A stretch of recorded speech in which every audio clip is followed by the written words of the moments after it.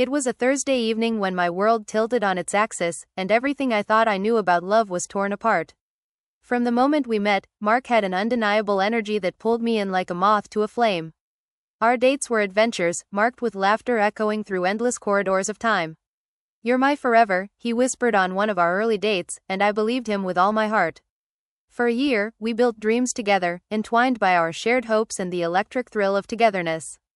But slowly, like a stealthy shadow, doubt began to creep into my mind. Odd missed calls, late-night messages he whispered away as work-related. I tried to shake off the suspicion, labeling my unease as paranoia, but the knots in my stomach only grew tighter with each passing day. The day of revelation started just like any other. It was his birthday, and I had planned something special. A romantic dinner at our favorite spot, where every corner held a memory of us. Candles flickered gently on the table, casting soft shadows as I awaited his arrival. He was late, uncharacteristically late. I glanced at my watch, then at the untouched bottle of wine sitting patiently by, each passing minute intensifying my anxiety. Finally, he walked in, his face a mask of conflicting emotions. "Happy birthday," I greeted, my voice a little more brittle than I intended. He forced a smile, but behind it lay something I couldn't quite place. We clinked glasses, and for a moment, the world felt normal. A casual conversation led us into the minefield.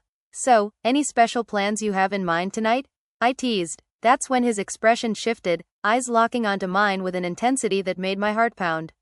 "I have to tell you something," he said, the words dragging a sudden chill into the room. Suddenly, 1,000 scenarios rushed through my mind, each one more horrific than the last. My heartbeat thundered in my ears as I waited for the earth-shattering confession. "There's someone else," he confessed, eyes never leaving mine. Silence wrapped around us, heavy, deafening. I felt like the air had been punched from my lungs. A part of me wanted to scream, hurl accusations, but somehow, I managed an eerie calm. "Who?" was all I managed, my voice just above a whisper. His response hit me like a tidal wave. "Her name is Lily, and we've been seeing each other for 6 months. Suddenly the room tilted, and I had to grip the table to steady myself.